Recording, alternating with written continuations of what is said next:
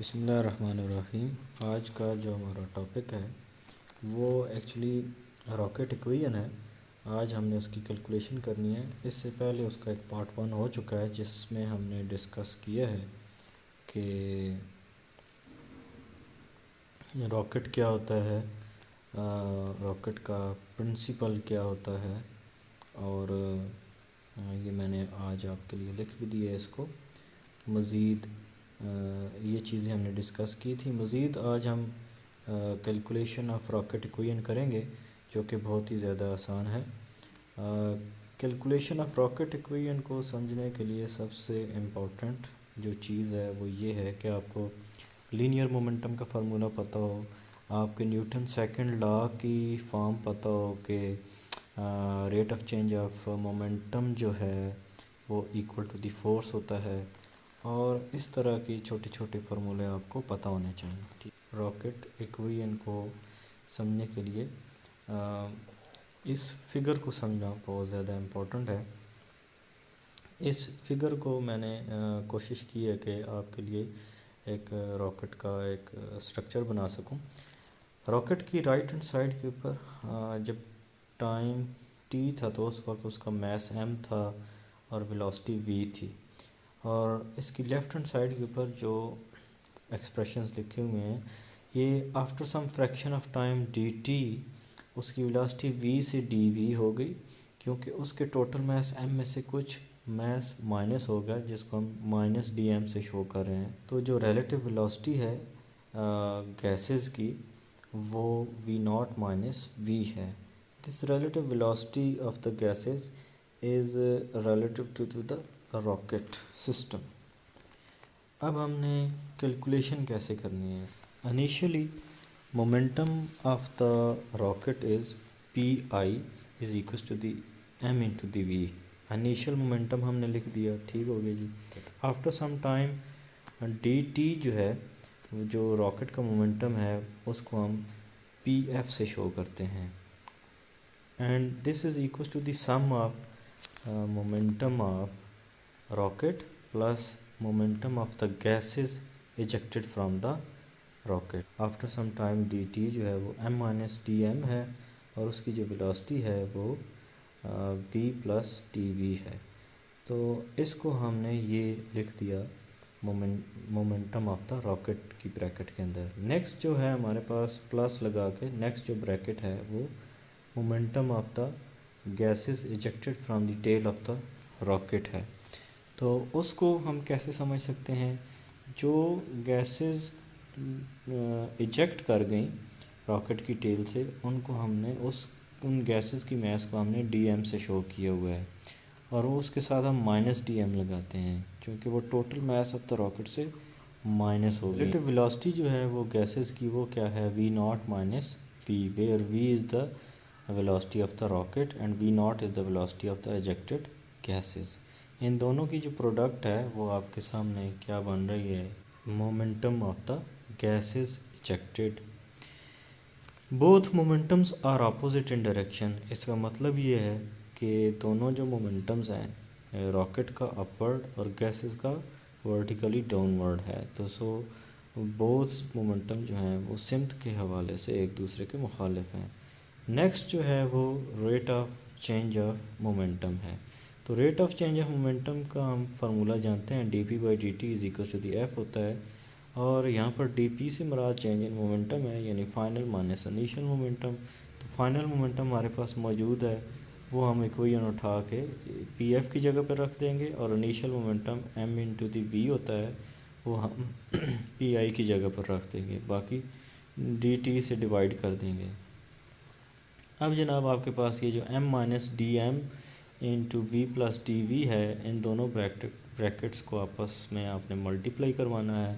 इसी तरह से डी एम को पहले वी नॉट से और फिर माइनस वी से मल्टीप्लाई करवाना है, और फिर कुछ टर्म्स आपके पास कैंसिल हो जाएंगी, और एक टर्म आपके पास जो है वो निगलेक्ट कर देंगे, क्योंकि दो छोटी क्वांटिटीज़ जब आपस में मल्टीप्लाई होती हैं तो मज़ीद छोटी हो जाती हैं, तो वो इग्नोरेबल हो जाती हैं। आपके पास दो टर्म्स बचेंगी फार्मूले के अंदर, और वो होगा M D V minus V not D M by D T. यहाँ से इसको हम M D V by D T कर देंगे, यानी डी टी को दोनों टर्म्स के नीचे लिख देंगे, तो इसकी सूरत हाल कुछ इस तरह से आपके सामने बन जाएगी। यहाँ पर ये जो एफ़ फोर्स आ रही है ये एक्सटर्नल फोर्स है और ये बराबर है M D V by D T minus V not D M by D T. Minus V not D M by D T जो है ये आपके पास क्या है, ये अपवर्ड थ्रस्ट फोर्स आप इसे कह सकते हैं, और M by D V by D T क्या है, ये एफ एक्सटर्नल ड्रैग है। ये जो इन दोनों आपके पास ये जो फोर्स आ रही है ये मैंने लिखा है ये एक्सटर्नल ड्रैग फोर्स है रॉकेट के ऊपर। In the absence of air it is only gravity force vertically downward F is equal to the minus M G. तो हम इसकी जगह पर माइनस एम जी पुट कर सकते हैं जी, और ये बराबर होगा M D V by D T minus V not D M by D T. अब minus V not D M by D T को हम इक्वेशन को दूसरी तरफ ले जा सकते हैं और ये माइनस एम जी में ऐड हो जाएगा, आपके पास M D V by D T बच जाएगा। यहाँ पर आप इसको रीअरेंज करके लिख सकते हैं M D V by D T बराबर है minus M G plus V naught into the दी एल्फ़ा, फिर alpha is D M by D T की जगह पर हमने अल्फ़ा लिख दिया है, और ये अल्फ़ा क्या है, ये रेट है at which gases expelled out from the tail of the rocket.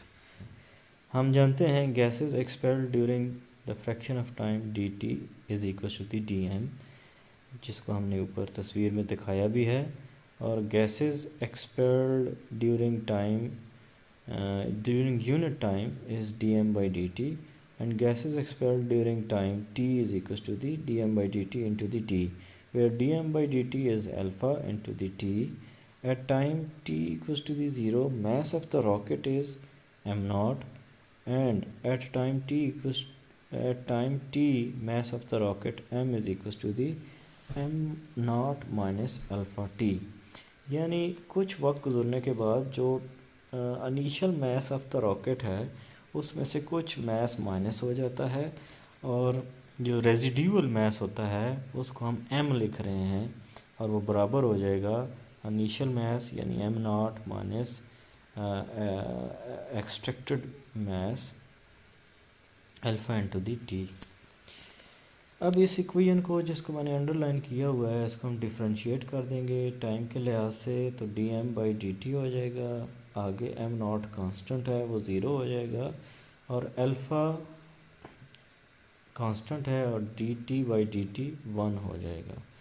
तो ये D M by D T जो है ये अल्फ़ा के इक्वल आ जाएगा, और इसके साथ माइनस साइन है जो कि ये शो कर रहा है कि मास हमेशा क्या करेगा, डिक्रीज़ करेगा with the passage of time T. आप इसको इक्वेशन नंबर 2 कह सकते हैं। इस इक्वेशन नंबर 2 को हम इक्वेशन नंबर 1 में पुट करेंगे, और वहाँ पर जो नई इक्वेशन फिर हमारे पास जो आएगी वो होगी M D V by D T is equals to the minus M G plus V not minus D M by D T. ठीक है, सो ये जो अंडरलाइन मैंने जो टर्म की है this is basically thrust on the rocket है। Multiplying both side by dt you will have mdv is equals to the minus mg dt minus v naught dm, multiplying both side by m you will have dv is equals to the minus gt minus v naught by dm by m, integrating on both sides taking limit of time volume and mass respectively 0 से t 0 से v am not से M. आपके पास ये आसान सी integration करने के बाद देखो ये नंबर 3 आ जाएगी, और वो होगी V equals to the minus G T is equals to the minus V not log of M over M naught, और ये आपकी इक्वेशन 3 है। So this is equation 3 is the equation of rocket for its velocity for any time T. Next, अगर mass of the rocket at any time T आपने निकालना है तो आप ग्रेविटी को निगलेक्ट कर दें यहाँ पर इक्वेशन नंबर 3 में, और आपके पास वेलोसिटी आ जाएगी v equals to the minus V not log of M और एम नॉट। यहाँ पर आपको दोनों तरफ वी नॉट से तकसीम करना होगा, तो आपके पास minus V over V not log of M over M naught, taking anti log you will have an exponent into the M naught, यानी जो रेजिड्यूल मास होगा। ये इक्वेशन 4 ये बता रही है कि ये रॉकेट की मास इक्वेशन है जो कि एक्सपोनेंशियली डिक्रीज़ कर रही है। That's all about calculation of rocket equation, and this is your two particle system example. That's all about today's lecture. Inshallah we will meet in another chapter very soon. Till then, take care and Allah Hafiz.